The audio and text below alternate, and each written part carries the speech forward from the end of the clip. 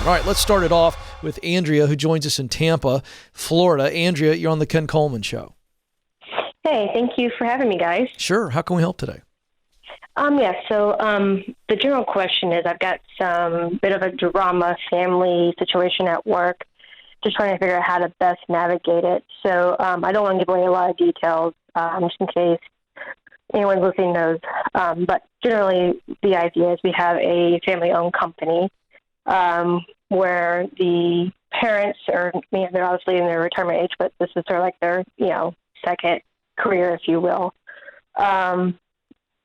So with that said, it's just sometimes his attitude and demeanor towards a particular employee and sometimes myself is affecting, sometimes my daily mental and daily work life in terms of I know it's not my job to watch out for this particular employee, and it's completely obvious and, that he's being disrespectful in his communication towards his employee and sometimes towards me. And I've been here for probably about a year. I'm already working on switching careers. So, my mind's already you're already checking out. So right. So what's your specific question? How can we help today? Yeah, just how do I navigate that until I get to the point where I'm ready to switch careers? Yeah. So let me ask you the second part of that first, and then that will kind of allow us to give you some steps here to hang on. How long do you think it's going to take for you to transition out of this company into the work you want to do? Any idea?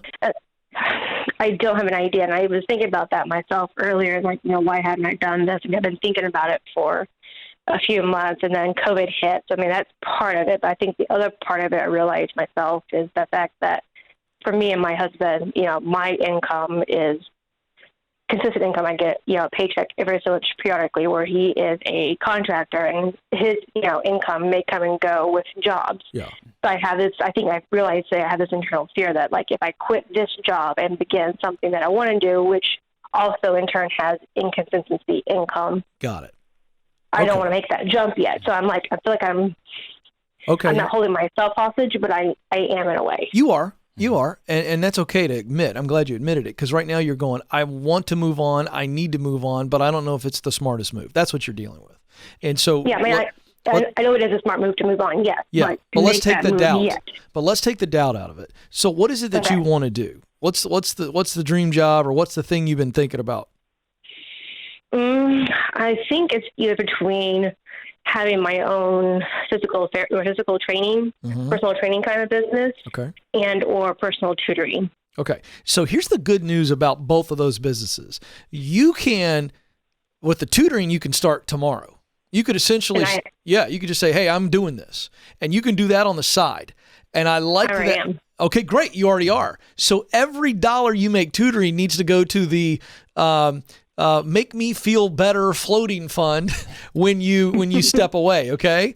And this is just kind of like building your confidence that, hey, wait a second, I'm building up a bit of a nest egg here. Now, this is not your emergency fund that Dave Ramsey teaches, all right? That's for emergencies. But you can create this separate floating fund if you feel like it's going to help you step out. Now, the physical training thing, you're going to have to get qualified. You're going to have to get some certification. Have you done that? Right.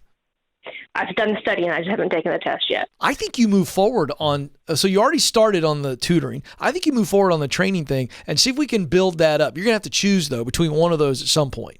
So go, I'm going to put more of my time in this side hustle than the other. And that's going to help with the transition. Now, there's one other thing I want you to do, and have John speak to the mental health piece in a second. But I want you to start going, is there another day job? If the dream job is being a physical trainer, because I think that's it. Is that right? Yeah, I would say so, definitely. Yeah. So we're going to have to build up that clientele. So that's going to take some time. So is there another day job that you can step into that's in a much healthier environment, and it's not creating all this mental and emotional stress because of how you're being treated and how you see other people treated? If you can step effortlessly from one job to the next, and that's still the day job, then that solves this problem pretty quickly. That's the quick fix. But I'm going to have John speak to what you do if you feel like, you know what, Ken, I don't know that there's opportunities to do that, or I don't know if I want to try that approach, because that's just the deuces, I'm out approach, right? And we just leave. But if you've got to stay for a while, I want John to address that. But before he does, tell us specifically, is it just disrespect, just a kind of a nasty, biting tone with you, or is there something else that this leader or leaders are doing? I want you to define it for John. What's happening? I would say, if I had to define it, it's a little bit of old age. It's a little bit of his physical health. It's a little bit of the dynamics, since, he has, his wife involved and his daughter involved in business as well, too. So he's just Mr. Cranky Pants.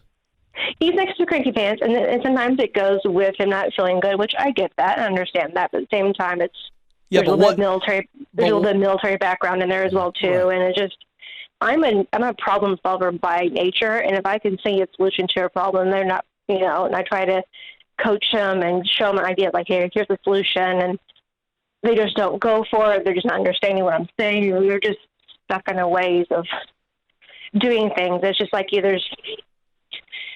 they have all control. There's no chain of command. It's I get that. I get what he's doing. Yeah. I'm saying that, but it is just generally the biting, caustic tone, and it's causing you to feel a certain way. Correct? That's what's really going on.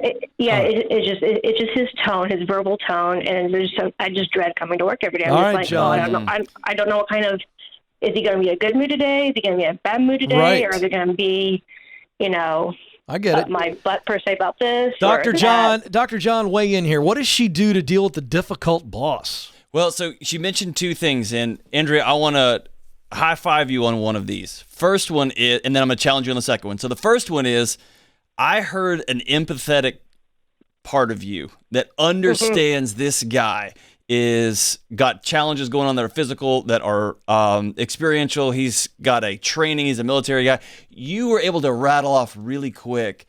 I understand. He is Mr. Cranky Pants, right? The second thing is, I hear this a lot, and I want to make sure that we draw this line here between being uncomfortable, being annoyed, and just being frustrated that my boss is not the superhero boss that they write about in Inc. magazine, versus mental health challenge, right? I think you're on it. And so I don't hear a quote unquote mental health challenge here. I hear an annoying boss. I hear a generation gap. I hear a frustrated, I don't like going to work.